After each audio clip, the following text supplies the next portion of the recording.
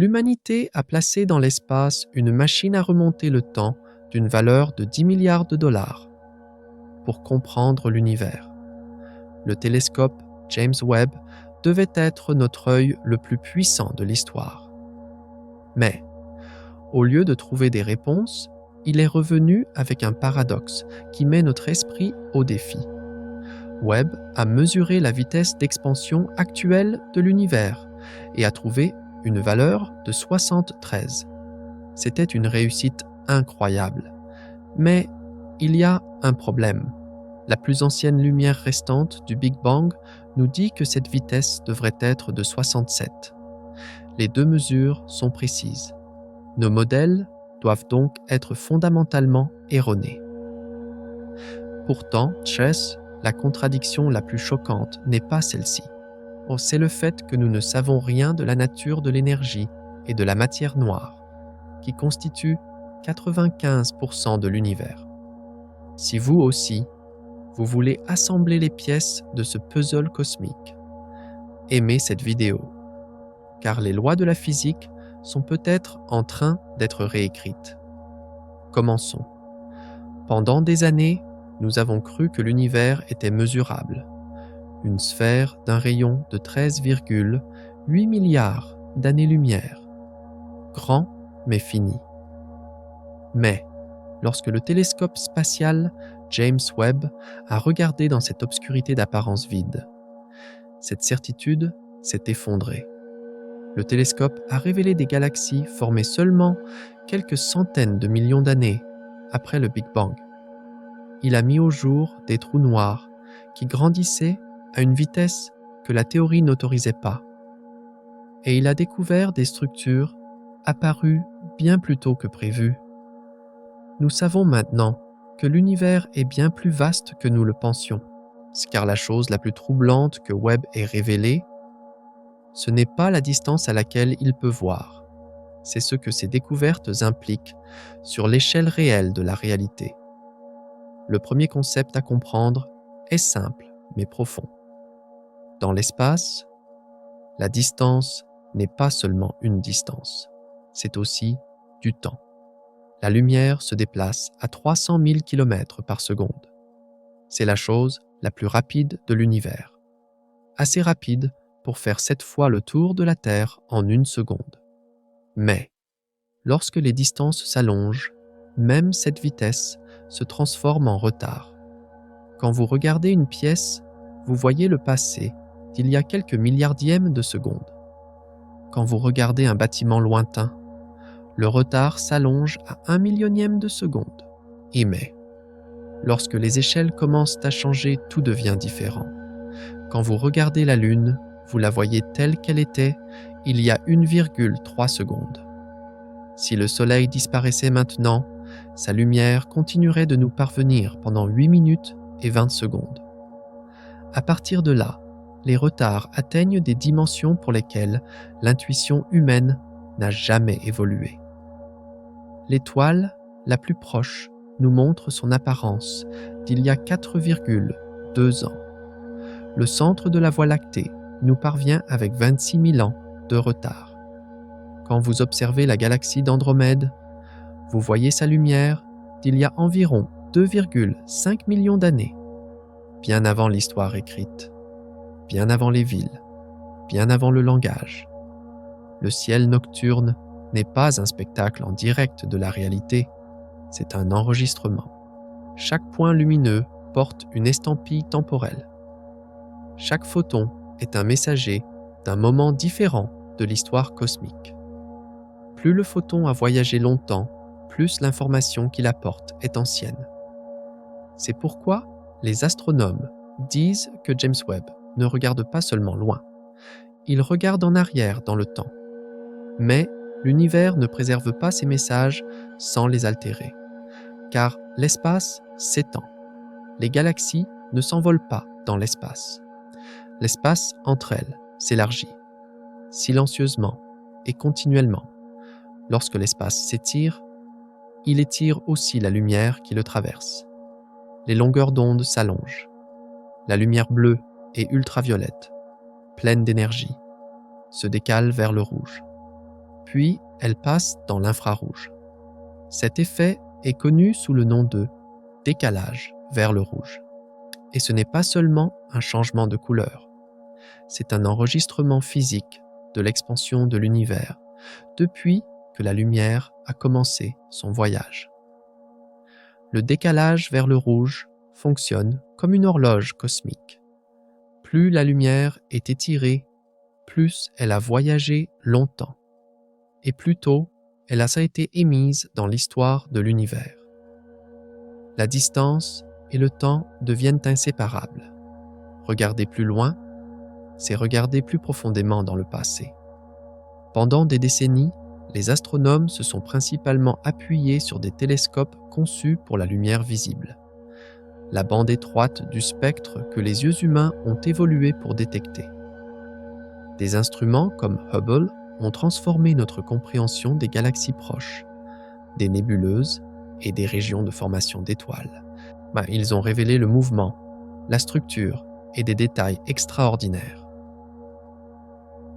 Mais, alors que les scientifiques poussaient leurs observations plus loin dans le temps, l'univers a commencé à se raréfier, non pas parce qu'il n'était pas là, mais parce que sa lumière avait changé.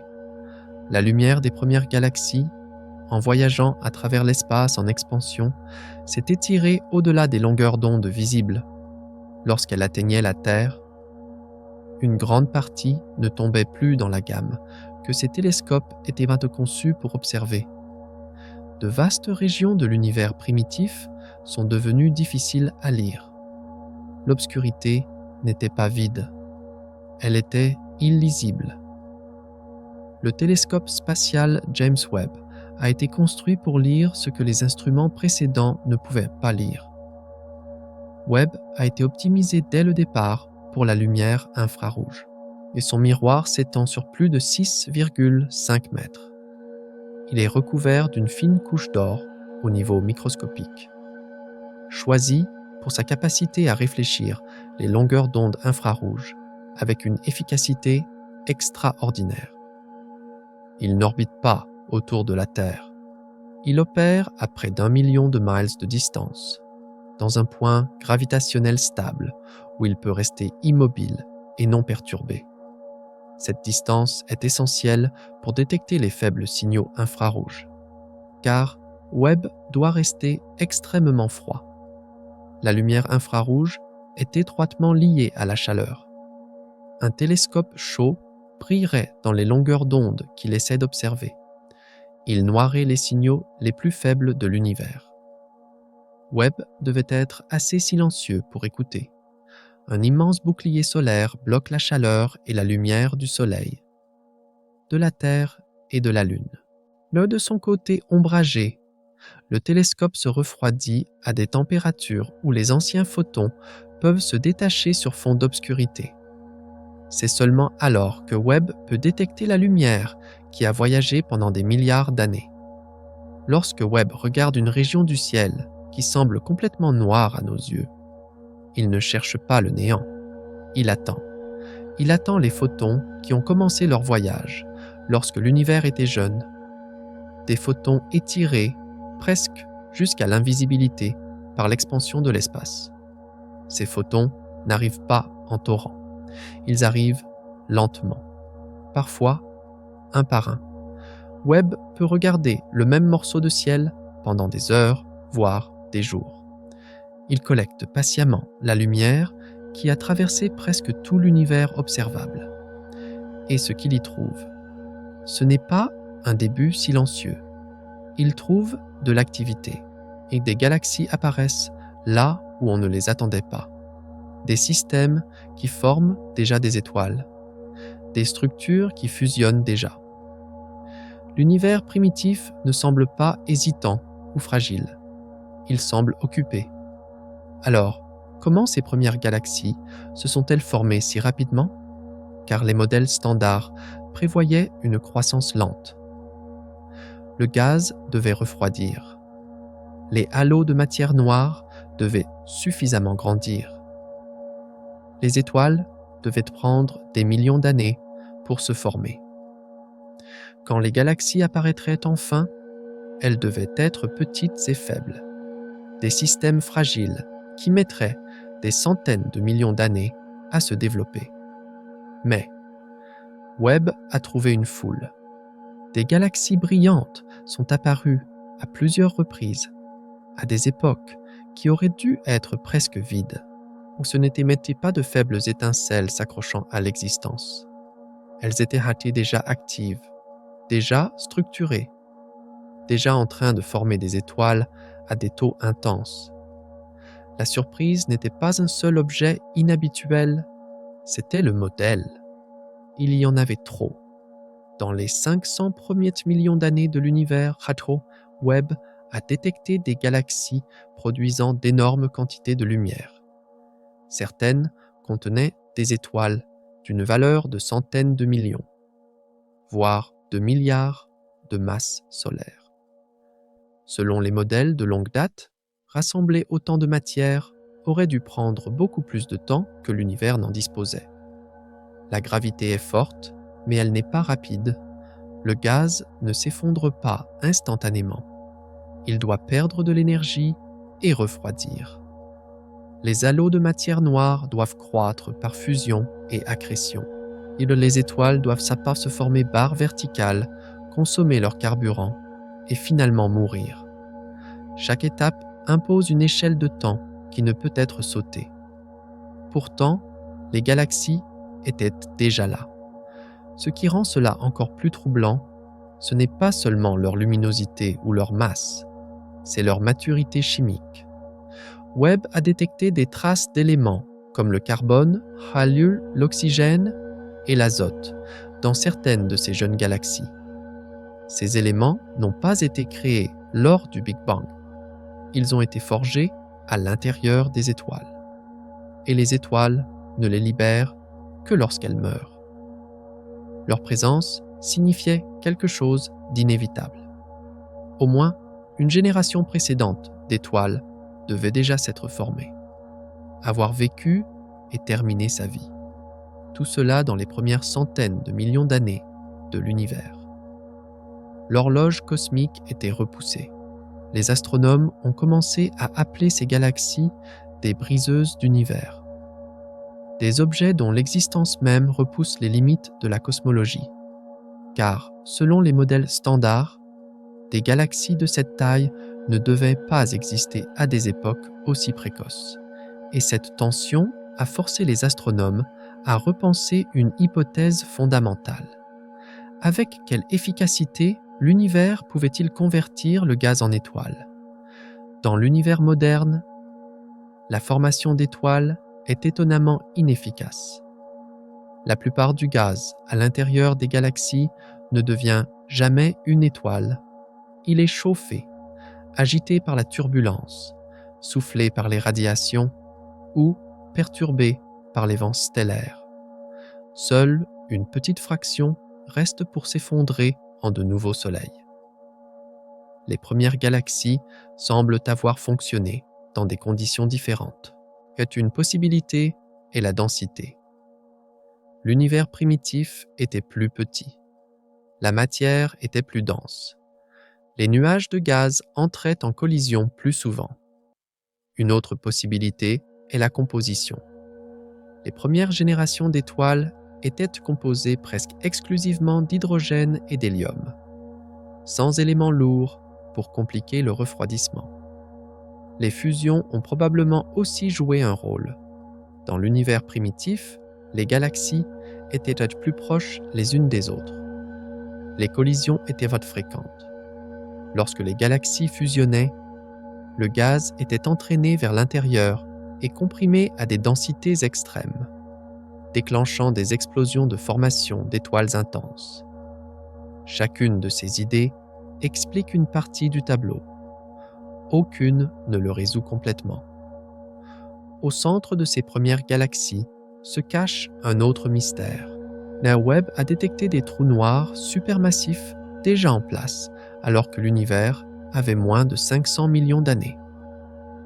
Certains ont une masse de millions, voire de milliards de fois celle du Soleil. Selon les modèles traditionnels, cela ne devrait pas être possible. Les trous noirs se forment à partir d'étoiles effondrées, produisant des objets de seulement quelques dizaines de masses solaires. Ils peuvent grandir en consommant la matière qui les entoure. Mais cette croissance est limitée par l'énergie libérée lorsque la matière tombe à l'intérieur. Pourtant, Webb continue de les trouver. Cela a forcé les astronomes à considérer des possibilités autrefois jugées extrêmes. L'effondrement direct de nuages de gaz massifs, des étoiles primitives beaucoup plus massives qu'aujourd'hui, des fusions rapides dans l'univers jeune et dense. Aucune de ces idées n'a été confirmée. Aucune n'a encore été exclue. Ce qui rend cette ère si importante, c'est que les premières galaxies ont façonné tout ce qui a suivi. Leurs radiations ont transformé l'univers. Leurs supernovae ont ensemencé l'espace d'éléments lourds. Leur gravité a sculpté les premières structures à grande échelle.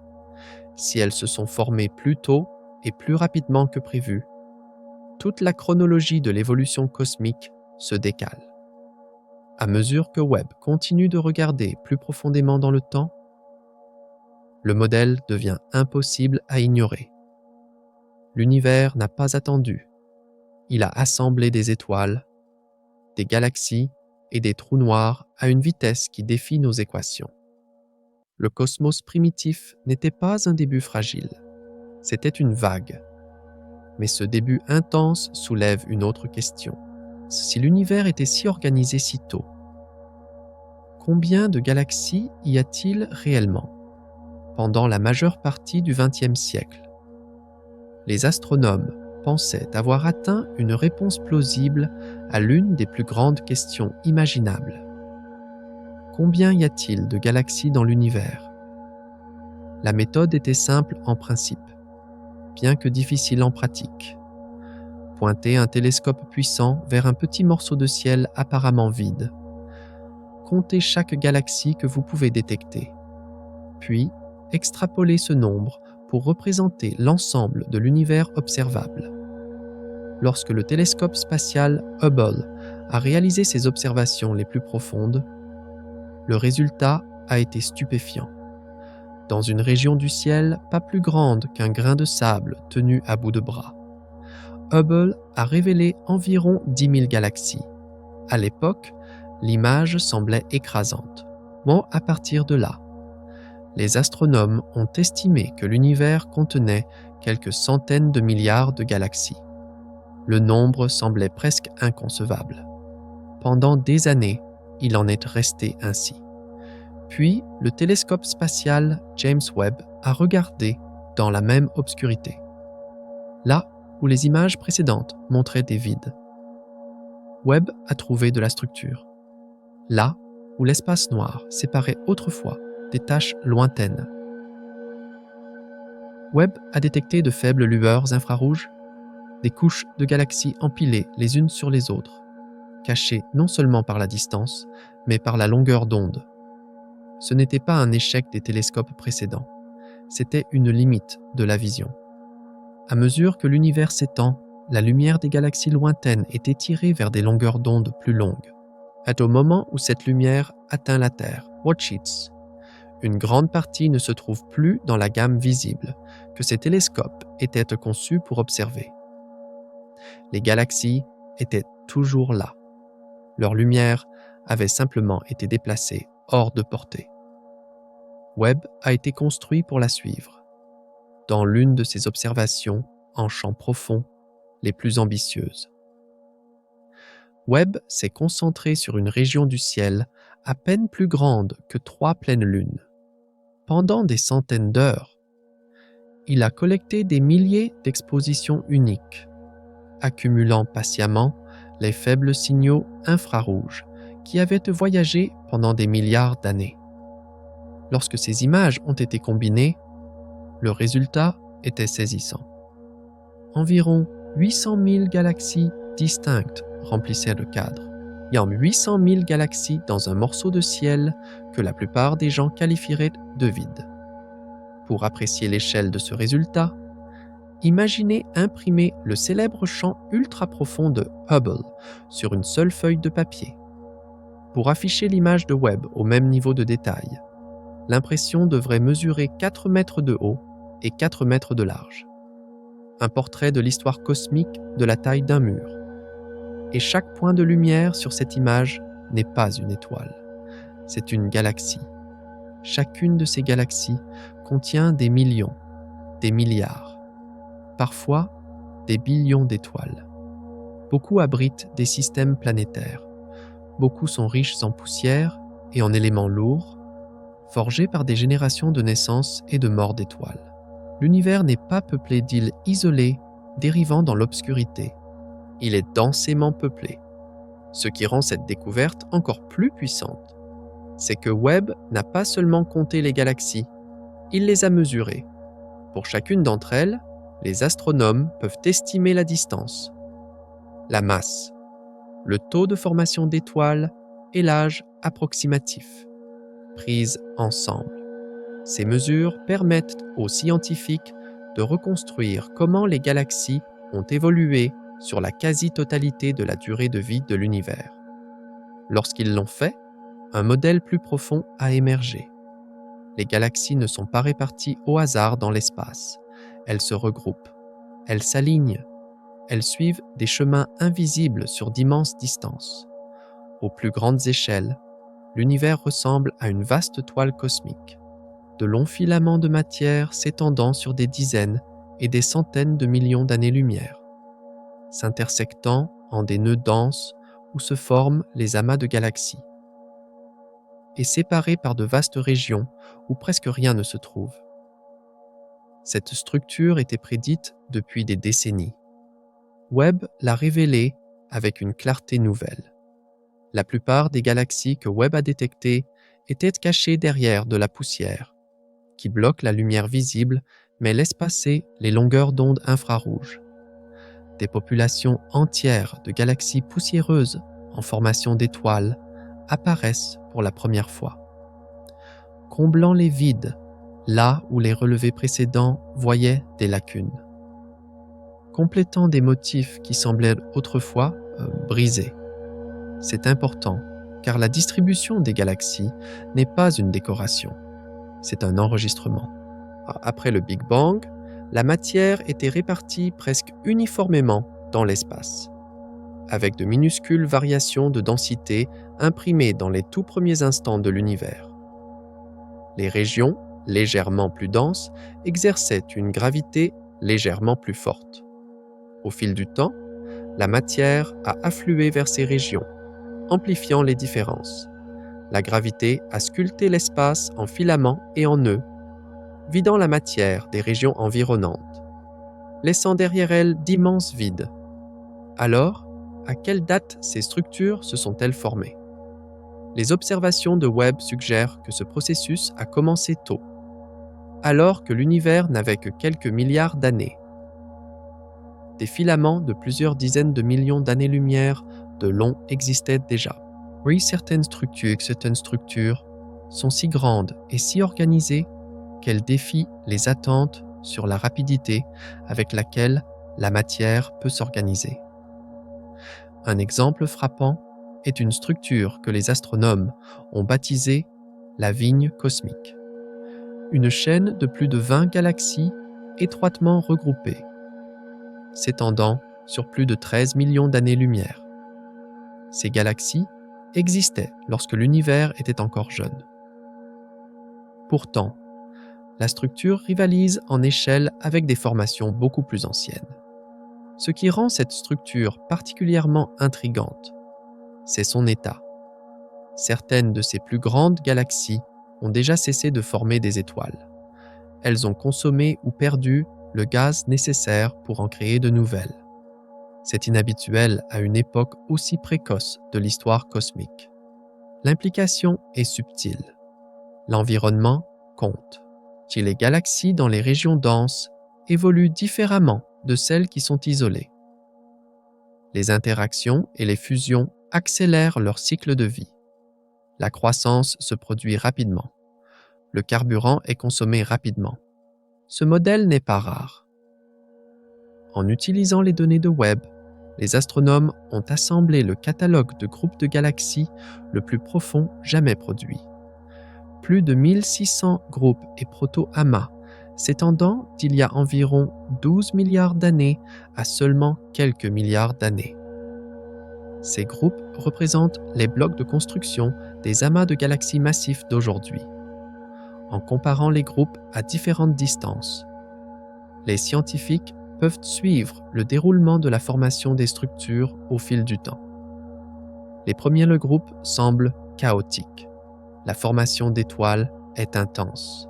Les groupes ultérieurs montrent un ordre croissant, des formes plus lisses, une croissance plus lente à mesure que la gravité prend le contrôle. Avant Webb, cette vue continue sur des milliards d'années n'était pas possible. Pourtant, malgré toute cette densité et cette organisation, l'univers est aussi défini par le vide. Entre les filaments de la toile cosmique s'étendent de très grands vides contenant très peu de galaxies. Des régions de plusieurs dizaines à plusieurs centaines de millions d'années-lumière de diamètre. Ces vides ne sont pas de petites lacunes, ce sont les plus grandes structures de l'univers en volume. Si vous pouviez vous tenir au centre de l'un d'eux et regarder dans n'importe quelle direction, vous verriez des ténèbres s'étendant sur des dizaines de millions d'années-lumière avant de rencontrer la galaxie la plus proche. Toutes les régions de l'espace n'ont pas réussi à accumuler de la matière, simplement parce que la gravité a attiré cette matière ailleurs. Les images en champ profond de Webb capturent ce contraste de manière saisissante. Des amas denses de galaxies apparaissent à côté de vastes étendues de noir, ne contenant presque rien. L'univers est à la fois bondé et vide. Cela nous ramène aux chiffres, si les champs profonds de Webb sont représentatifs. Et les observations dans différentes directions suggèrent qu'ils le sont. Alors, le nombre total de galaxies dans l'univers observable pourrait ne pas être de quelques centaines de milliards. Il pourrait être de plusieurs billions. Pour chaque galaxie que nous pensions exister, il pourrait y en avoir beaucoup d'autres, cachées au-delà des limites des relevés précédents. Plus de galaxies signifie plus d'étoiles signifie plus de planètes. Et soudainement, l'univers devient non seulement plus grand en taille, mais plus riche en possibilités. Pourtant, même cette abondance n'existe que dans l'univers observable. Au-delà, l'espace continue, la structure continue, les galaxies continuent.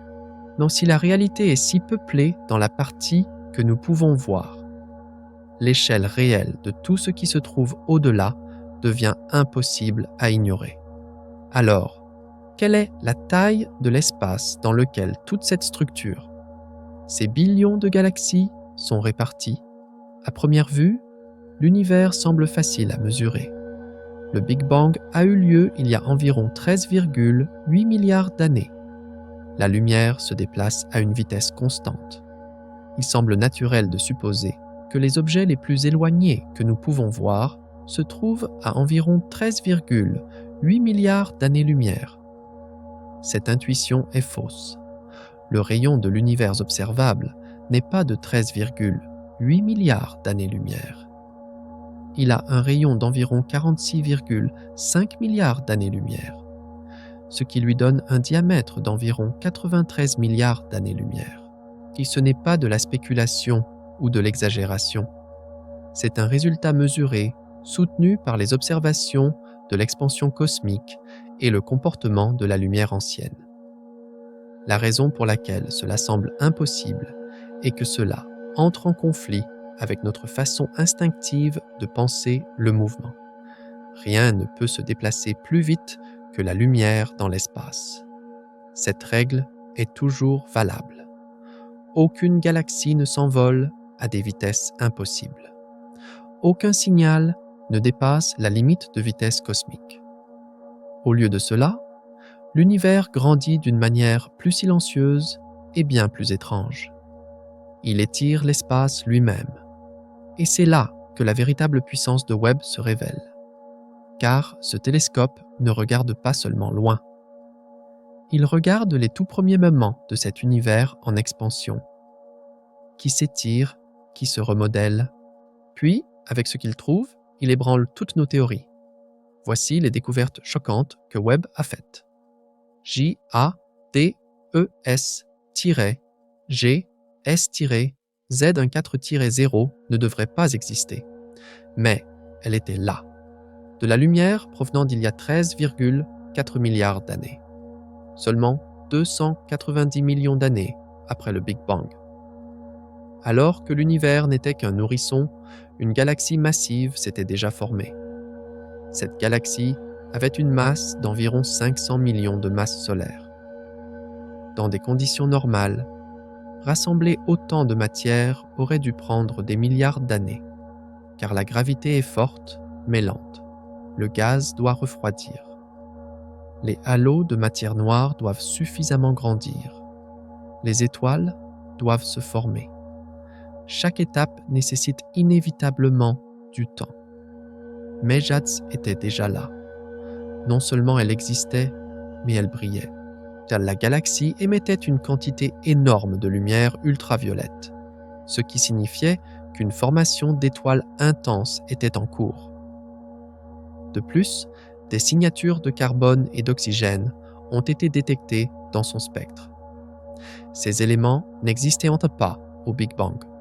Ils sont produits à l'intérieur des étoiles, libérés lorsque les étoiles meurent. Le fait que JADES possède ces éléments indiquait quelque chose d'inévitable. Au moins, une génération précédente d'étoiles devait déjà avoir vécu et être morte, dans les 290 premiers millions d'années de l'univers. L'horloge cosmique tournait à une vitesse qui semblait impossible. Mais le véritable choc est venu lorsque d'autres galaxies ont été découvertes. Car JADES n'était pas seul. Webb a trouvé des dizaines de galaxies datant de 500 à 700 millions d'années après le Big Bang. Certaines étaient aussi massives que la Voie lactée. Certaines étaient même plus grandes. Selon les modèles standards, il était à 99% impossible que ces objets atteignent une telle masse à une époque aussi précoce. Les théories ne le prévoyaient pas. Les simulations ne le soutenaient pas. Les lois de la physique n'accordaient pas assez de temps. Pourtant, Webb les a trouvées encore et encore. Les astronomes ont d'abord espéré que les estimations de masse pourraient être erronées. Peut-être que la lumière ne provenait pas uniquement des étoiles. Peut-être que des trous noirs actifs en pleine alimentation fournissaient une luminosité supplémentaire, faisant paraître les galaxies plus grandes qu'elles ne l'étaient. Une analyse plus approfondie a montré que cela aidait en partie. Oui, certaines premières galaxies abritaient de puissants trous noirs. Tenir compte de leur contribution a réduit les cas les plus extrêmes. Mais même après correction, l'univers primitif contenait environ 2 fois plus de galaxies massives que la théorie ne le prévoyait. La tension a été atténuée. Elle n'a pas disparu. Et maintenant, voici ce qui est vraiment troublant. Au centre de ces premières galaxies, des trous noirs supermassifs ont été découverts. Webb a détecté des trous noirs déjà en place alors que l'univers avait moins de 500 millions d'années. Certains avaient une masse de millions de fois celle du Soleil, d'autres de milliards. Selon les modèles traditionnels, cela ne devrait pas être possible. Les trous noirs se forment à partir d'étoiles effondrées. Ils produisent initialement des objets de seulement quelques dizaines de masses solaires. Ils peuvent grandir en consommant la matière qui les entoure. Mais cette croissance est limitée. Une énergie énorme est libérée lorsque la matière tombe à l'intérieur. Cette énergie empêche plus de matière de tomber. La croissance est lente, mathématiquement calculable. il est presque impossible pour un trou noir d'atteindre des milliards de masses solaires en 500 millions d'années. Pourtant, Webb n'arrêtait pas de les trouver. Cette découverte a forcé les astronomes à envisager des possibilités radicales. Peut-être que les trous noirs ne se formaient pas à partir d'étoiles. Peut-être que des nuages de gaz massif s'effondraient directement, sans étape intermédiaire. Peut-être que les premières étoiles étaient des centaines de fois plus massives qu'aujourd'hui, brûlant plus vite et laissant des trous noirs plus grands. Peut-être que les fusions se produisaient beaucoup plus fréquemment dans l'univers jeune et dense, permettant aux trous noirs de croître rapidement. Aucune de ces idées n'a été prouvée. Aucune n'a été exclue. Mais toutes reconnaissent un fait. L'univers primitif fonctionnait très différemment de ce que nous pensions. Mais la découverte la plus choquante de Webb fut peut-être structurelle. Le télescope a révélé une structure appelée la vigne cosmique. Une chaîne de galaxies s'étendant sur plus de 13 millions d'années-lumière. Plus de 20 galaxies étroitement agencées, alignées le long d'un filament. Cette structure existait déjà, alors que l'univers n'avait que quelques milliards d'années. Son échelle rivalisait avec des structures beaucoup plus anciennes. Mais ce n'était pas la partie la plus surprenante. Certaines de ces plus grandes galaxies avaient déjà cessé de former des étoiles. Le gaz nécessaire pour créer de nouvelles étoiles était consommé ou perdu. Les galaxies avaient atteint les dernières étapes de leur évolution.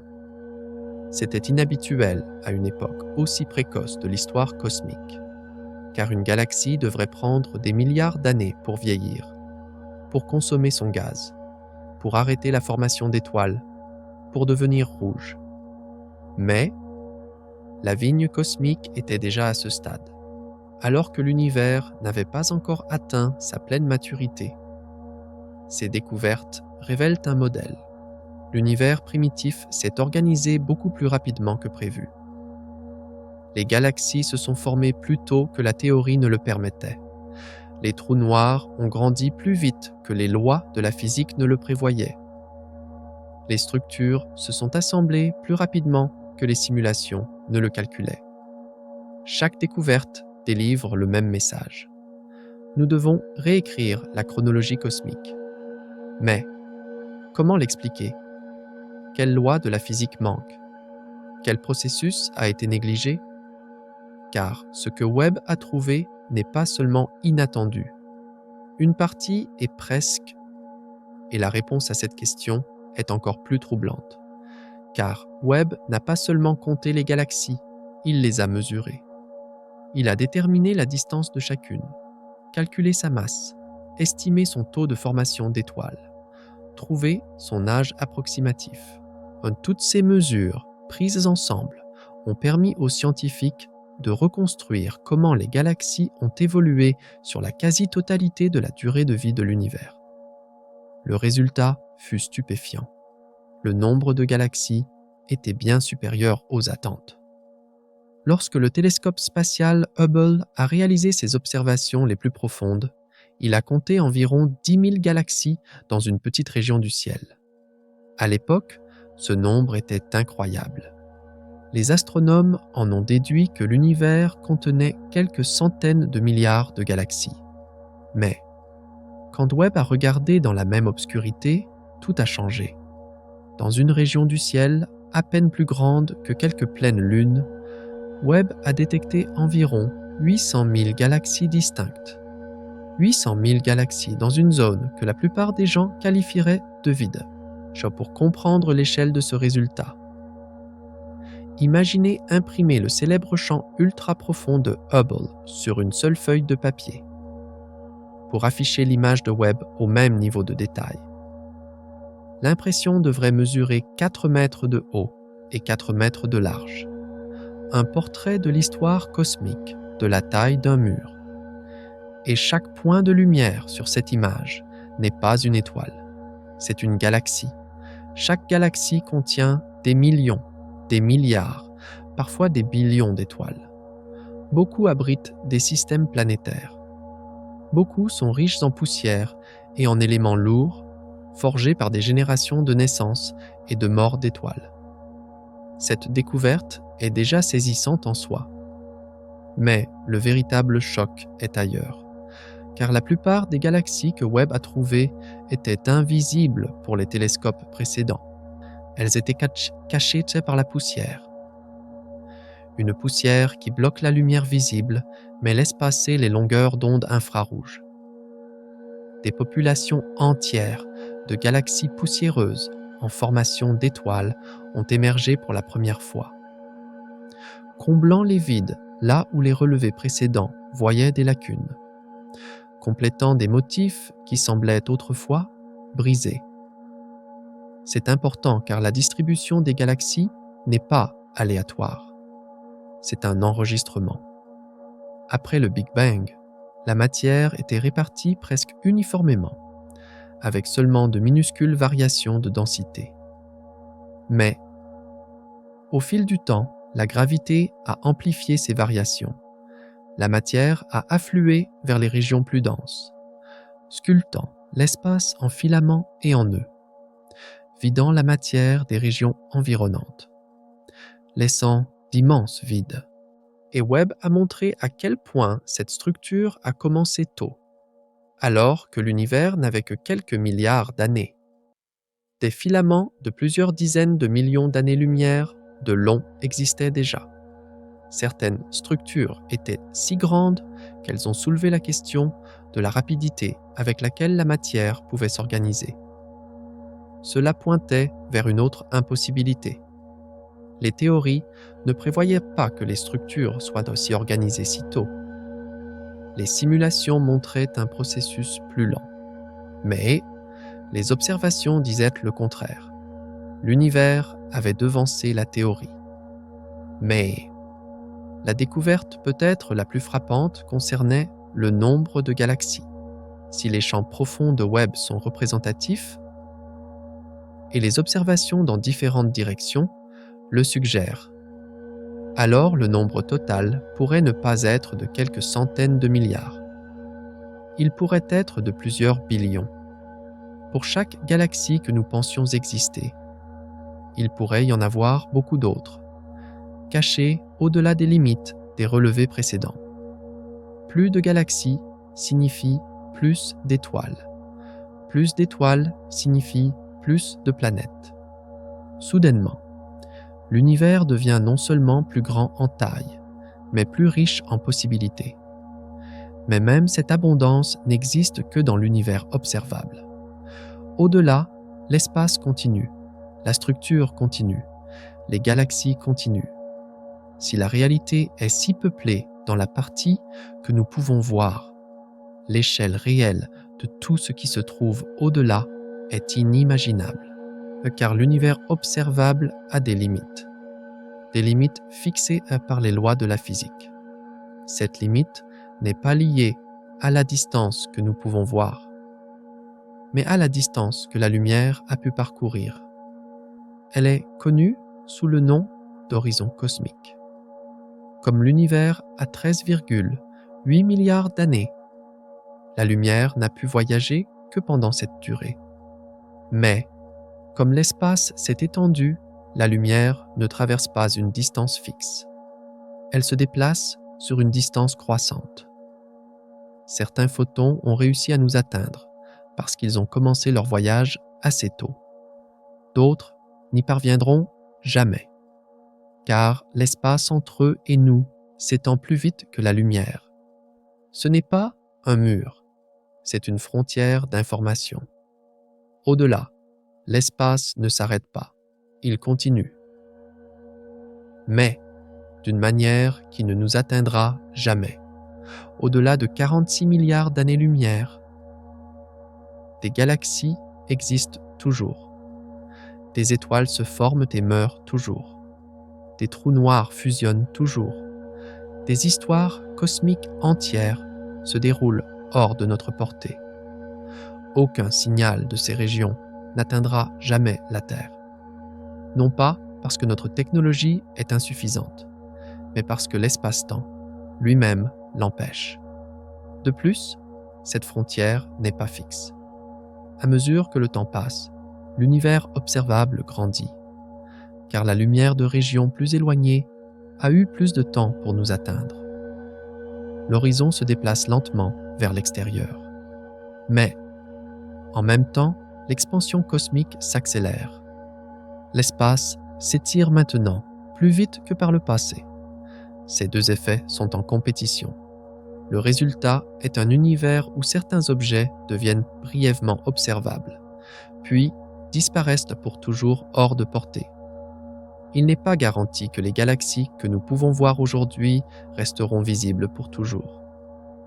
Leur lumière continue de s'étirer, se décalant vers des longueurs d'onde plus longues, devenant plus fines et plus diluées. De notre point de vue, ces galaxies semblent figées à un moment précis de leur histoire, s'estompant lentement, finissant par disparaître. Ce n'est pas une abstraction lointaine. Cela découle directement des taux d'expansion mesurés. Si l'univers continue de se comporter comme il le fait actuellement, dans environ 100 milliards d'années, chaque galaxie en dehors de notre groupe local, gravitationnellement lié, aura franchi l'horizon cosmique. Les futurs observateurs verront un univers ne contenant qu'un petit amas de galaxies proches, entouré de ténèbres. Ils pourraient ne jamais savoir que quelque chose d'autre a existé. Cela change le sens de l'observation. L'univers observable n'est pas l'univers lui-même. C'est la partie qui est observable depuis notre emplacement, à ce moment précis du temps cosmique. Déplacez-vous vers une autre galaxie et l'univers observable change. Différentes régions entrent en vue, d'autres disparaissent au-delà de l'horizon. Toutes ces découvertes soulignent une vérité. Webb n'a pas seulement trouvé plus de galaxies, il a montré que l'univers est beaucoup plus grand, beaucoup plus organisé et beaucoup plus mystérieux que nous le pensions. Les premières galaxies se sont formées beaucoup plus rapidement que prévu. Les trous noirs ont grandi beaucoup plus tôt que la théorie ne le permettait. Les structures se sont organisées beaucoup plus vite que prévu. Le nombre de galaxies est plusieurs fois supérieur aux estimations. Et tout cela, c'est seulement la partie que nous pouvons voir. L'univers réel est bien plus grand. Alors, comment tout cela fonctionne-t-il? Comment une croissance aussi rapide est-elle possible? Quel mécanisme crée ces structures apparemment impossibles? Car maintenant, nous ne savons pas seulement ce qui s'est passé, mais comment cela fonctionne-t-il? Pourquoi l'univers primitif était-il si efficace? Comment les galaxies se sont-elles formées beaucoup plus rapidement que la théorie ne le prévoyait? Comment les trous noirs ont-ils dépassé les limites des lois de la physique? Si la réponse ne réside pas dans un seul mécanisme, mais dans plusieurs processus travaillant de concert, chacun accélérant l'univers primitif d'une manière différente. Examinons maintenant ces mécanismes un par un, car Webb n'a pas seulement montré ce qui s'est passé, il a aussi donné des indices sur le comment. Le premier mécanisme concerne la densité. L'univers primitif était beaucoup plus petit qu'aujourd'hui. C'est un fait simple, mais ses conséquences sont profondes. La matière était plus dense. Les galaxies étaient plus proches les unes des autres. Les nuages de gaz entraient en collision plus souvent. Cette densité aurait tout accéléré. Tout comme dans une ville bondée, les rencontres sont plus fréquentes. Plus il y a de gens, plus il y a d'interactions. La même logique s'appliquait dans l'univers primitif. L'univers avait environ 1/8 de sa taille actuelle. Cela signifie que la densité de la matière était 512 fois plus élevée. Car à mesure que le volume diminue, la densité augmente de manière exponentielle. Supposons qu'aujourd'hui, une galaxie se trouve en moyenne à 2 millions d'années-lumière de sa voisine. Dans l'univers primitif, cette distance aurait pu n'être que de 250 000 années-lumière. La chance de collision était 8 fois plus élevée. Les nuages de gaz se rencontraient constamment. Chaque rencontre déclencherait une nouvelle formation d'étoiles. C'est pourquoi les premières galaxies grandissaient beaucoup plus vite que les galaxies modernes.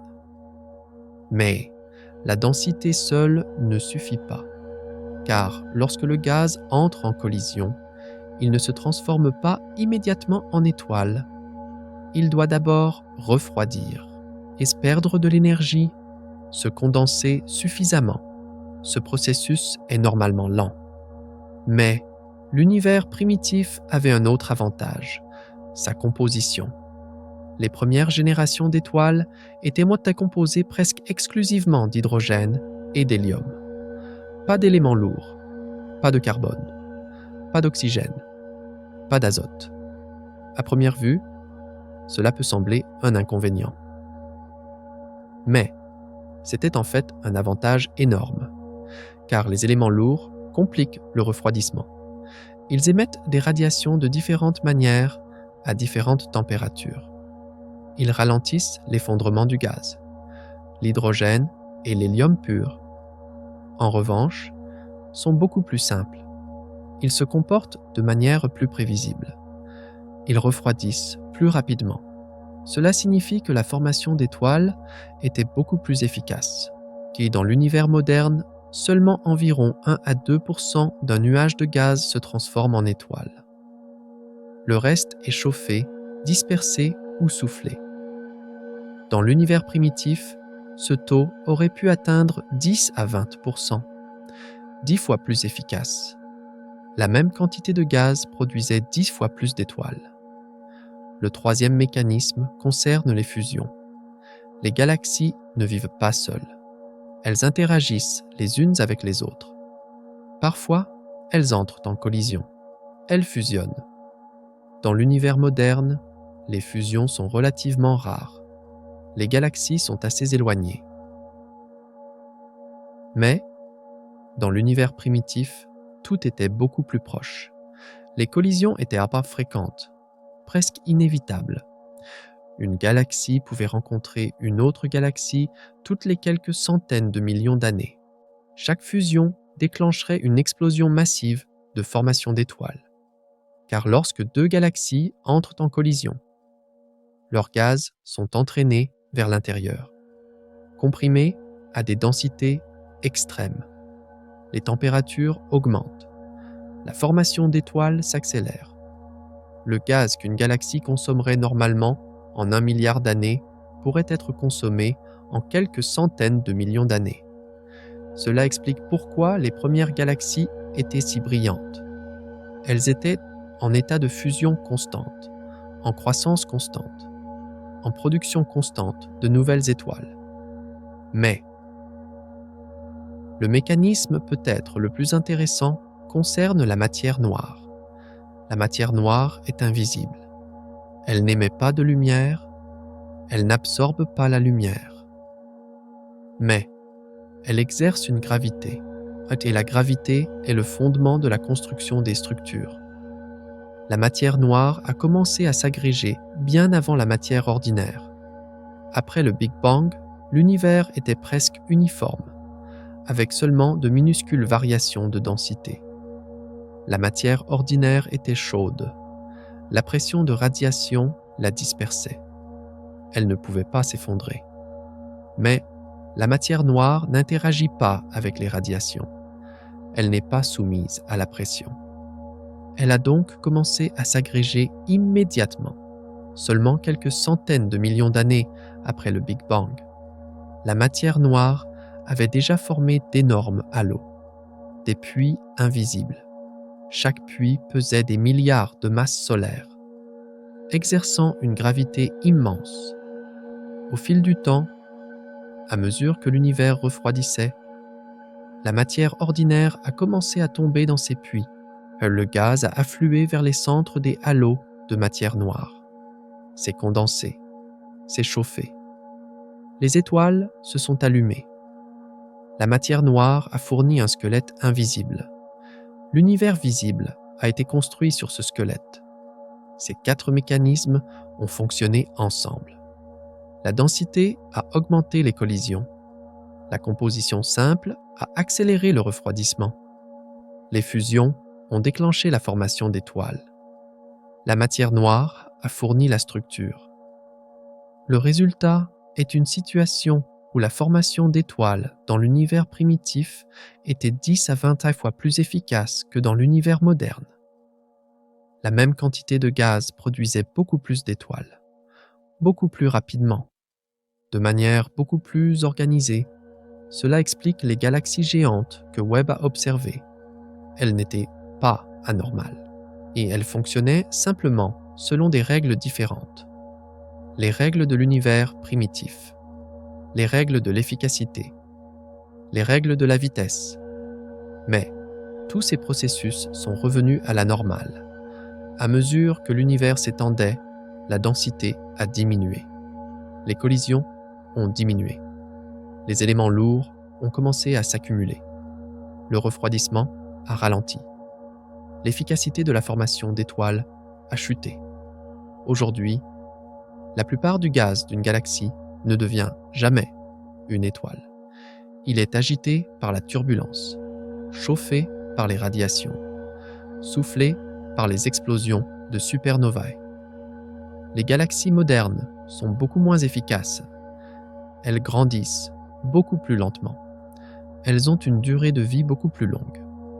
Mais dans l'univers primitif, tout était rapide, dense, efficace, violent. Ces mécanismes expliquent la formation normale des galaxies. Mais la question des trous noirs supermassifs reste un mystère, car les trous noirs ne peuvent pas croître aussi rapidement par des voies normales. Lorsqu'une étoile s'effondre, le trou noir qui en résulte ne pèse que quelques dizaines de masses solaires. Il peut grandir en consommant la matière qui l'entoure. Mais cette croissance est limitée. À mesure que la matière tombe dans le trou noir, elle chauffe. Elle émet une radiation immense. Cette radiation empêche plus de matière de tomber. Il existe une limite connue sous le nom de limite d'Eddington. Cette limite détermine à quelle vitesse un trou noir peut croître. Le calcul est simple. Le taux de croissance maximal pour un trou noir d'une masse solaire est d'environ 20 masses solaires par an. Et ce taux est constant, fixé par les lois de la physique. En 500 millions d'années, un trou noir peut théoriquement atteindre au maximum 10 millions de masses solaires, s'il est alimenté en permanence à sa vitesse maximale. Mais Webb a trouvé des trous noirs d'1 milliard de masses solaires alors que l'univers avait 500 millions d'années, 100 fois plus lourd. Cela semble mathématiquement impossible. Alors comment l'expliquer? Les astronomes envisagent maintenant des idées radicales. Peut-être que les trous noirs ne se forment pas à partir d'étoiles. Peut-être que des nuages de gaz massifs s'effondrent directement, sans étape intermédiaire. Un nuage de gaz de 100 000 masses solaires pourrait soudainement se transformer en trou noir. Ce trou noir est grand dès le départ. Il peut grandir beaucoup plus vite. Ou peut-être que les premières étoiles étaient beaucoup plus massives. Les étoiles d'aujourd'hui ont généralement moins d'une masse solaire, mais les premières étoiles auraient pu avoir des centaines de masses solaires. En mourant, elles auraient laissé des trous noirs beaucoup plus grands. Le point de départ aurait été plus élevé. Ou peut-être que la limite d'Eddington fonctionnait différemment dans l'univers primitif. La densité était beaucoup plus élevée. Les flux de gaz étaient beaucoup plus puissants. Peut-être que les trous noirs dépassaient la limite théorique. Une croissance super Eddington. Rien n'a été prouvé. Mais tout est possible. Alors, quels autres mécanismes sont à l'œuvre? Et ces questions nous amènent au composant le plus mystérieux de l'univers, l'énergie noire. Cette énergie constitue environ 68% du cosmos. La matière ordinaire, moins de 5%. La matière noire constitue la majeure partie du reste. L'univers que nous voyons est une petite fraction de la réalité. L'énergie noire ne brille pas. Elle n'absorbe pas la lumière. Elle ne s'agglomère pas en étoiles, NASA, planètes ou galaxies. Nous ne l'observons pas directement. Nous déduisons son existence de son effet sur l'espace lui-même. Et cet effet domine l'univers. Comment fonctionne l'énergie noire ? C'est comme une force invisible qui pousse l'espace à s'étendre. La matière normale se dilue. À mesure que l'univers s'étend, la densité de matière diminue. Doublez le volume de l'espace et la densité de matière est réduite de moitié. La radiation se dilue encore plus rapidement. Paramécès. L'énergie noire ne suit pas cette règle. Sa densité reste constante, même lorsque l'espace grandit. Cela crée une boucle de rétroaction. Plus d'espace produit, plus d'énergie noire. Plus d'énergie noire déclenche une expansion plus rapide.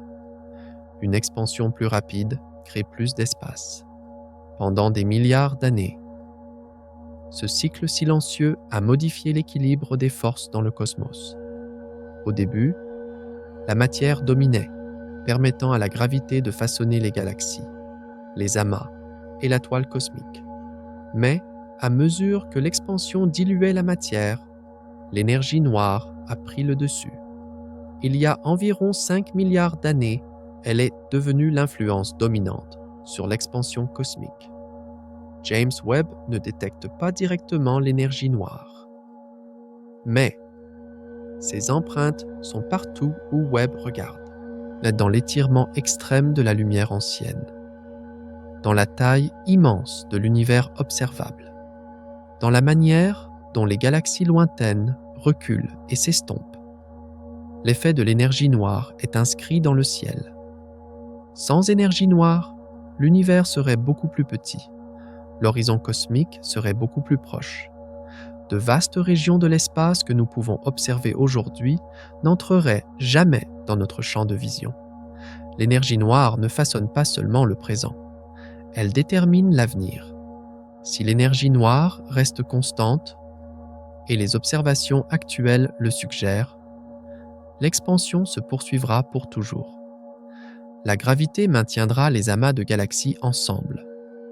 Mais tout ce qui se trouve au-delà s'éloignera lentement, franchissant l'horizon cosmique un par un, dans des billions d'années.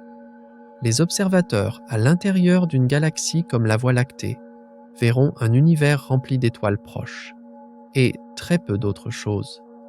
L'univers existera toujours, mais il semblera presque vide. Ce tableau est compliqué par l'un des problèmes les plus profonds de la cosmologie moderne. La tension de Hubble. Lorsque les astronomes mesurent à quelle vitesse l'univers s'étend aujourd'hui, ils n'obtiennent pas une seule réponse. Ils en obtiennent deux. Une méthode regarde loin dans le passé. Elle examine le fond diffus cosmologique, l'écho faible libéré lorsque l'univers n'avait que 380 000 ans. À partir des motifs subtils de cette radiation, les scientifiques déduisent un taux d'expansion d'environ 67 km par seconde par mégaparsec. L'autre méthode regarde à proximité. Seuls les astronomes mesurent les distances des galaxies en utilisant des étoiles variables céphéides et des supernovae de type 1A.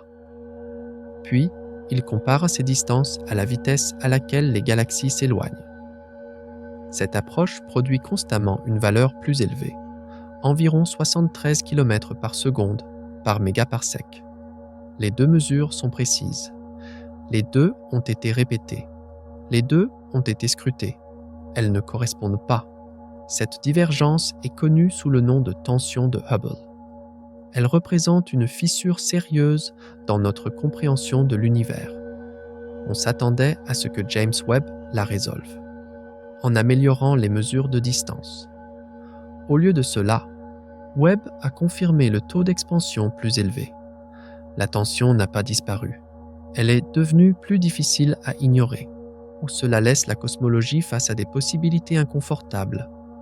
Soit il y a une erreur inconnue cachée dans les mesures. Soit nos hypothèses sur l'univers sont incomplètes, soit il y a une nouvelle physique que nous n'avons pas encore découverte. Une possibilité est que l'énergie noire ne soit pas vraiment constante, que sa force change au fil du temps cosmique. Une autre possibilité est que l'univers primitif se soit comporté différemment de ce que nous supposons, imprimant des motifs d'expansion qui résonnent encore aujourd'hui. Chaque possibilité a des conséquences profondes. Le taux d'expansion détermine l'âge de l'univers, sa taille, son destin ultime. Si nous nous trompons, de nombreuses conclusions tirées depuis des décennies pourraient devoir être révisées.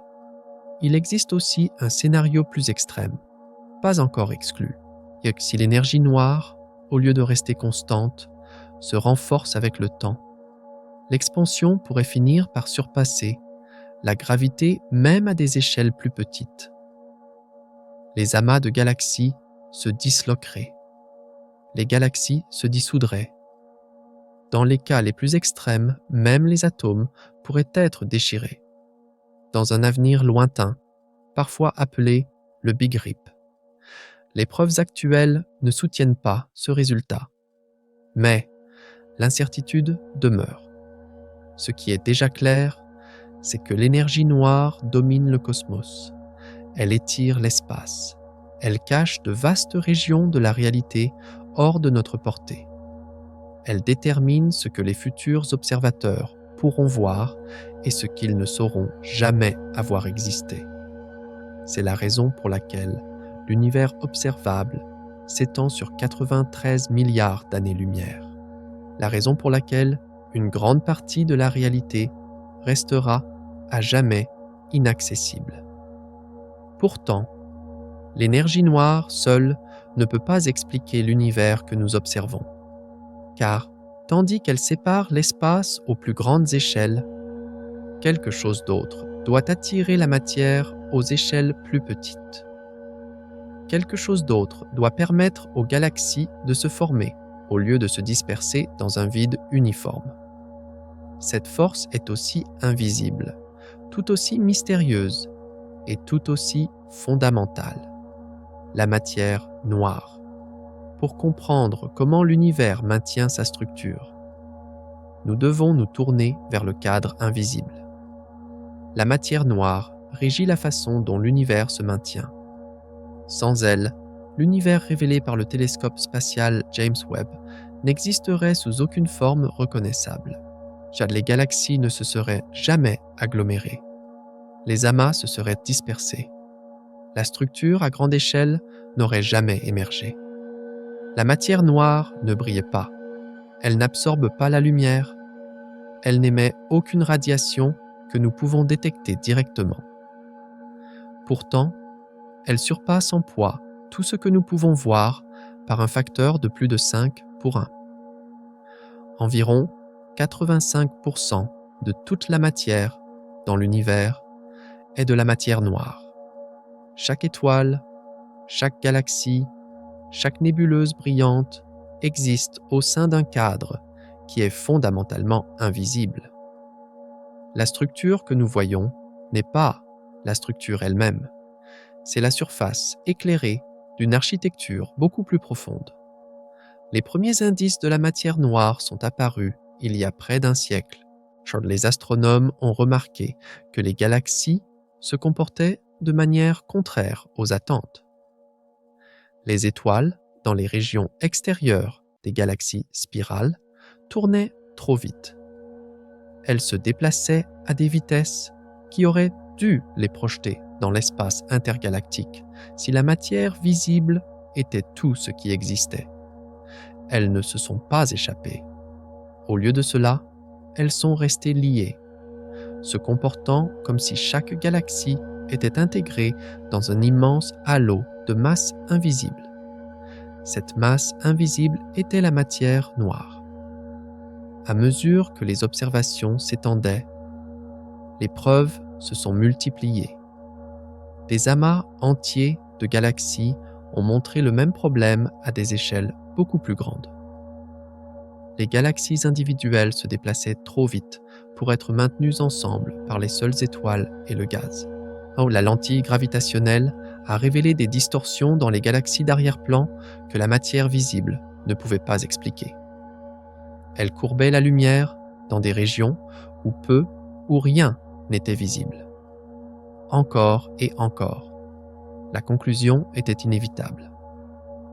La majeure partie de la matière de l'univers est invisible, ce qui rend la matière noire si importante.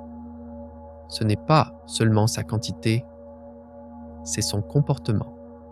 Contrairement à la matière ordinaire, la matière noire n'entre pas en collision avec elle-même, elle ne perd pas d'énergie en émettant des radiations, lui permettant de se déplacer dans l'espace presque sans friction. C'est pourquoi la matière noire a commencé à s'agréger très tôt.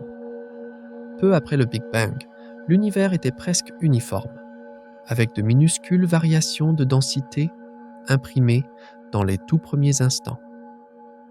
La matière noire a répondu la première, s'agrégeant en concentration silencieusement croissante alors que la matière ordinaire était chaude et résistait à l'effondrement. Ces concentrations sont devenues des halos massifs, invisibles, dominants, partout. À mesure que l'univers refroidissait, la matière ordinaire a commencé à tomber dans ces puits de matière noire. Le gaz s'est accumulé et s'est comprimé sous l'effet de la gravité. Les températures ont augmenté. La fusion nucléaire s'est déclenchée. Les premières étoiles sont nées. Au fil du temps, ces étoiles se sont regroupées en galaxies. Non pas au hasard, mais précisément là où la matière noire avait façonné le terrain. L'univers visible suit un plan invisible. Ce processus a produit l'une des caractéristiques les plus frappantes de la réalité, la toile cosmique. Aux plus grandes échelles, la matière est organisée en vastes filaments s'étendant sur des dizaines et des centaines de millions d'années-lumière, s'intersectant en des nœuds denses où se forment les amas de galaxies, séparés par d'immenses vides où presque rien ne se trouve. Cette structure n'est pas une coïncidence, c'est la gravité à l'œuvre. Les observations de James Webb ont mis cette architecture au point avec une plus grande netteté, en cataloguant des centaines de milliers de galaxies et en mesurant leur distance. Les astronomes peuvent cartographier la distribution de la matière dans l'espace et le temps, révélant des motifs qui n'étaient autrefois que théoriques. Le modèle est clair, et que les galaxies s'alignent le long des filaments, se regroupent aux intersections, évitent les vastes régions vides, suivant un squelette invisible qui façonne tout ce que nous voyons. Mais ce qui est vraiment excitant arrive maintenant, car tous ces mécanismes, tous ces processus, toutes ces forces invisibles pointent vers une vérité. L'univers est beaucoup plus grand que nous le pensions, beaucoup plus complexe, beaucoup plus mystérieux. Webb a révélé cette vérité, mais la question principale reste sans réponse. Quelle est donc la taille réelle? Et maintenant vient le vrai miracle. Car en utilisant tous ces mécanismes, tous ces processus, toutes ces forces invisibles, Webb a réussi quelque chose. Il a mesuré la taille réelle de l'univers, ou du moins, il a essayé de la mesurer. Le résultat fut surprenant, saisissant, mais presque incroyable. Le rayon de l'univers observable n'est pas de 13,8 milliards d'années-lumière. C'est 46,5 milliards d'années-lumière. Son diamètre est d'environ 93 milliards d'années-lumière. Ce n'est pas une estimation, c'est un résultat mesuré, soutenu par les observations de l'expansion cosmique et le comportement de la lumière ancienne. Cela semble impossible, car cela entre en conflit avec nos intuitions sur le mouvement. Rien ne peut se déplacer plus vite que la lumière dans l'espace. La règle est toujours valable. Mais l'univers grandit d'une manière plus silencieuse et bien plus étrange. Il étire l'espace lui-même. C'est là que tout change, car ce que Webb a trouvé, ce n'est pas seulement la taille. Ce sont les impossibilités. Le premier moment épique fut le record de distance. Webb a détecté JADES G SZ140 à 13,4 milliards d'années-lumière. Seulement 290 millions d'années après le Big Bang, alors que l'univers n'avait que 2% de son âge. Cette galaxie était déjà là, déjà brillante, déjà structurée. La spectroscopie a confirmé le décalage vers le rouge. Z égale 14,32. Le décalage vers le rouge le plus élevé et précis de l'histoire. La lumière avait voyagé pendant 13,4 milliards d'années. Pendant ce temps, l'univers s'est étendu. La galaxie se trouve maintenant à 33,7 milliards d'années-lumière. Webb nous a montré son apparence à l'âge de 290 millions d'années. Mais cette galaxie a maintenant 13,69 milliards d'années. Nous ne la verrons pas, car sa lumière est encore en chemin. Cette découverte seule était révolutionnaire. Mais ce n'était que le début. Comment est-ce possible? Et comment une galaxie peut-elle se former alors que l'univers est si jeune? Les théories prévoyaient une croissance lente des galaxies. Le gaz devait refroidir. Les halos de matière noire devaient grandir. Les étoiles devaient se former. Chaque étape devait prendre du temps. 290 millions d'années ne semblaient pas suffisant. Pourtant, JADES était là. Non seulement elle existait, mais elle était active, formant intensément des étoiles, émettant de la lumière ultraviolette. Son spectre contenait du carbone et de l'oxygène. Ces éléments devaient provenir d'une génération d'étoiles antérieures. D'étoiles qui avaient vécu et étaient mortes en moins de 290 millions d'années. L'horloge cosmique tournait à une vitesse impossible. Les scientifiques étaient sous le choc. Des articles ont été publiés.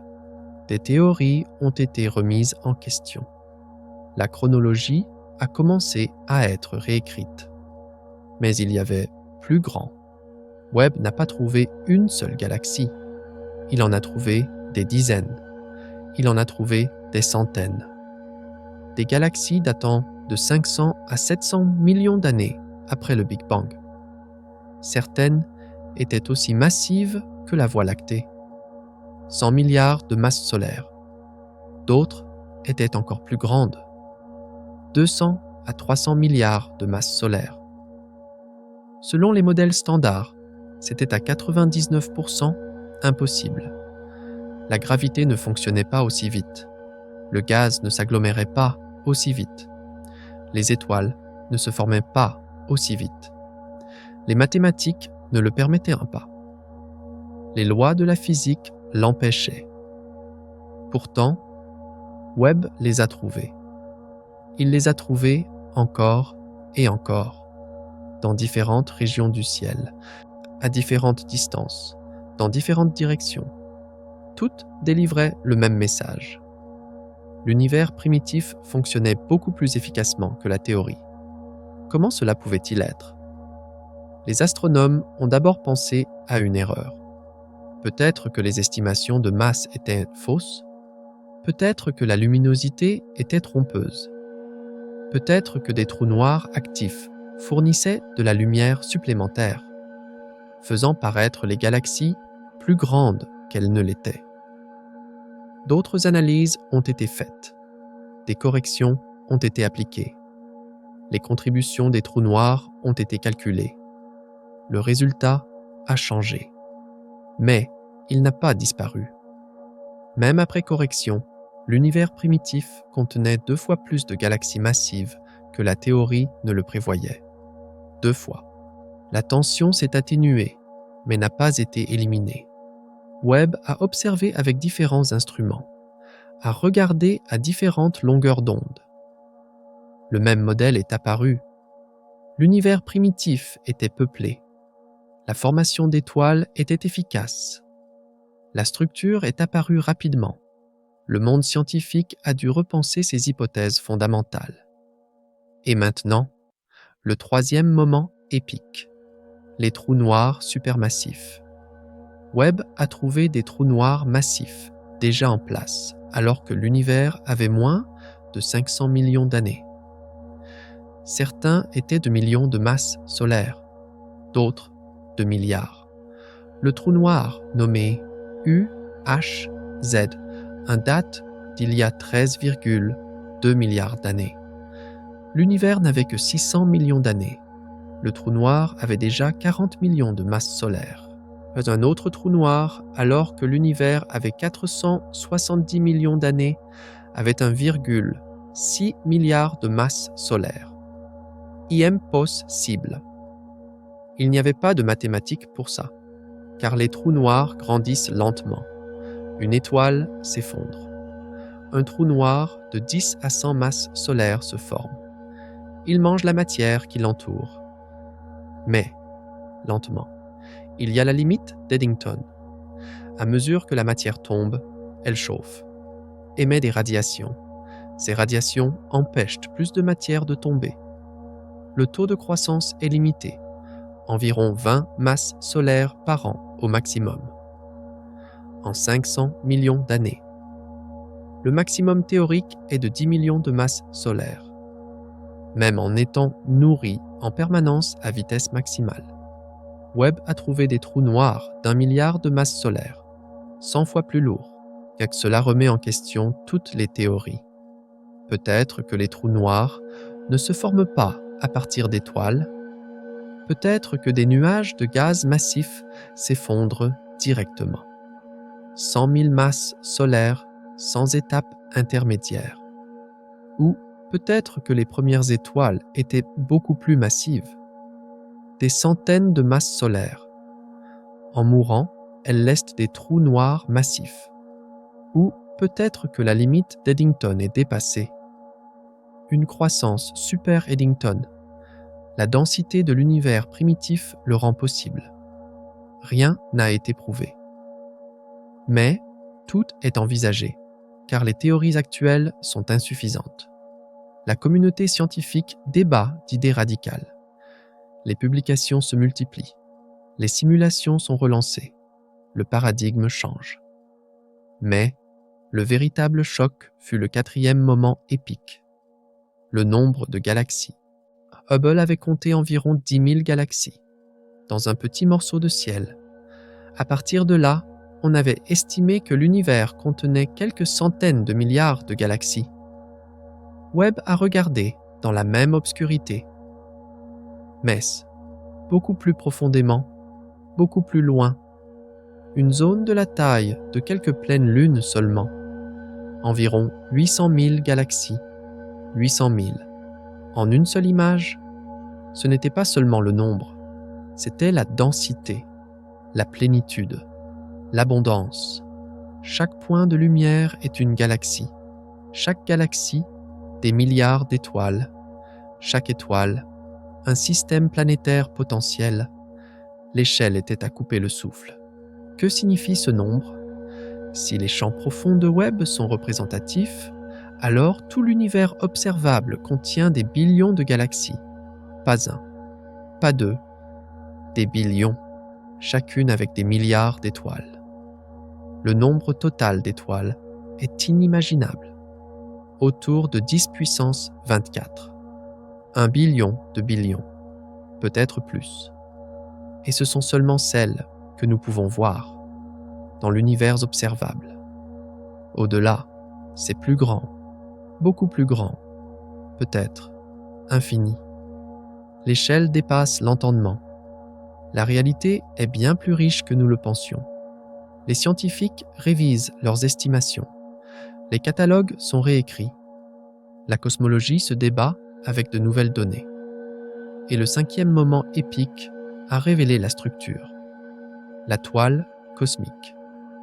Webb a cartographié des centaines de milliers de galaxies, a mesuré leur distance, a déterminé leur position. Le modèle est apparu. Les galaxies ne sont pas réparties au hasard. Elles sont organisées, alignées le long de filaments, des fils s'étendant sur des dizaines de millions d'années-lumière, s'intersectant en des nœuds, là où se forment les amas de galaxies. Entre eux, des vides, d'immenses vides, de 100 millions d'années-lumière de diamètre, presque rien. La matière a afflué vers les filaments, vidant les vides. La structure est claire, nette, incontestable. Mais ce qui était vraiment frappant, c'était le timing. Cette structure s'était formée très tôt. Alors que l'univers n'avait que quelques milliards d'années, elle existait déjà. La structure appelée la vigne cosmique mesure 13 millions d'années-lumière de long, plus de 20 galaxies. L'univers est jeune, mais la structure est mature. Certaines galaxies ont déjà cessé de former des étoiles, ont consommé leur gaz, ont vieilli. C'est très tôt, très rapide, très organisé. Les théories ne prévoyaient pas une telle structuration si précoce. On ne s'attendait pas à ce que la matière s'organise si rapidement. On ne prévoyait pas que la gravité agisse si vite. Pourtant, Webb l'a trouvé là, clair, mesurable, réel. Ces 5 moments épiques soulignent une vérité.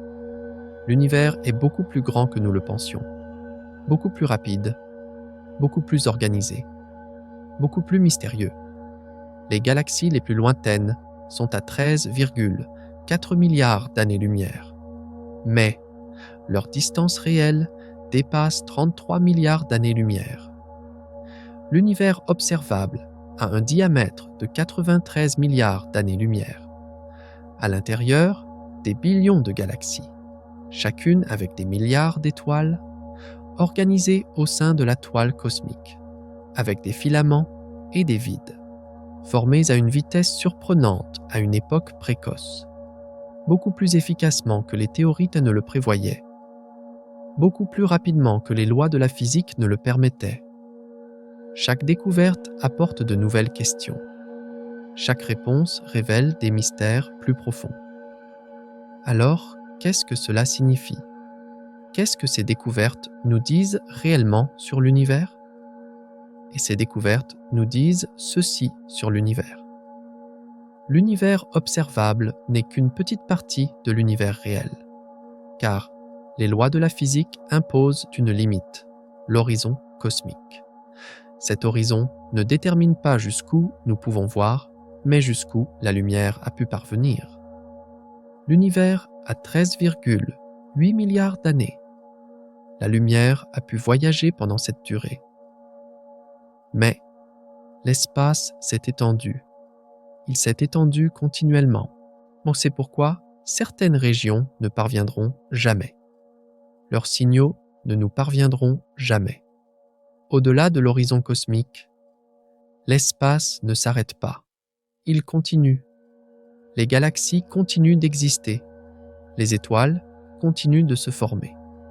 Mais nous ne pouvons pas les voir, non pas parce que notre technologie est insuffisante, mais parce que l'espace-temps l'empêche physiquement. Cela rend la taille réelle de l'univers encore plus grande. Le premier fait frappant est celui-ci.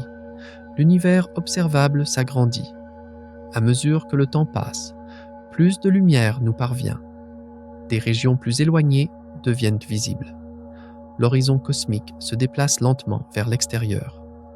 À chaque instant, un peu plus d'univers devient observable. Actuellement, le rayon de l'univers observable est de 46,5 milliards d'années-lumière.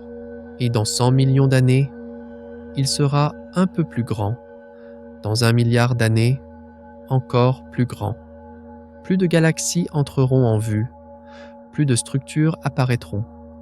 Mais cela ne dure pas éternellement, car l'expansion cosmique s'accélère. L'énergie noire étire l'espace de plus en plus vite. À un moment donné, l'expansion sera plus rapide que la lumière. Après ce point, l'horizon cosmique commencera à rétrécir. Certaines galaxies disparaîtront de notre vue pour ne jamais revenir. Comment est-ce possible? L'espace peut-il s'étendre plus vite que la lumière? Oui, car la relativité restreinte ne limite que le mouvement à l'intérieur de l'espace. Elle ne limite pas l'expansion de l'espace lui-même. Les galaxies ne se déplacent pas plus vite que la lumière dans l'espace, mais l'espace entre elles s'étend plus vite que la lumière ne peut le traverser. Le résultat est le même. La lumière des galaxies lointaines ne nous parvient jamais, car pendant que la lumière avance, l'espace devant elle grandit plus vite. Des consciences qui remplissent de buts, un cosmos sans but. Nous nous sommes formés au hasard, mais nous ne vivons pas au hasard. Nous choisissons, nous créons, nous donnons du sens. Maintenant, nous savons. L'univers est beaucoup plus grand que nous le pensions. 93 milliards d'années-lumière de diamètre, rempli de billions de galaxies. Mais nous sommes petits, très petits. L'univers est très ancien, 13,8 milliards d'années. Mais nous sommes éphémères, très éphémères. L'univers est inaccessible, très loin. Mais nous sommes proches les uns des autres. L'univers est puissant, très puissant. Mais nous pouvons comprendre. L'univers est inconnu, très mystérieux. Mais nous apprenons. L'univers est sans sens, sans but, mais nous créons du sens. Toutes ces contradictions nous disent une chose. Notre place dans l'univers est pleine de paradoxes, à la fois tragiques et belles, à la fois tristes et porteuses d'espoir, à la fois petite et importante, à la fois faible et forte. James Webb nous a montré la taille réelle de l'univers, mais il nous a aussi montré notre véritable place. Nous sommes petits mais significatifs, éphémères mais précieux, faibles mais conscients, seuls mais nous nous avons les uns les autres, ignorants mais nous apprenons, formés au hasard mais nous choisissons. Ce voyage se termine. Mais, en réalité, il ne se termine jamais, car chaque découverte est un nouveau départ. Chaque réponse, une nouvelle question. Webb nous a montré le début de l'univers. Mais, je ne vous ai pas dit une chose. Le temps n'est pas une direction. Près des trous noirs, les horloges ralentissent en s'approchant de la vitesse de la lumière. Le futur s'éloigne. Le passé et le futur ne sont peut-être pas aussi séparés que nous le pensons. Les équations d'Einstein n'interdisent pas le voyage dans le temps. Elles le rendent simplement difficile. Dans notre prochain voyage, nous explorerons la vraie nature du temps. Pouvons-nous aller dans le passé? Êtes-vous prêts?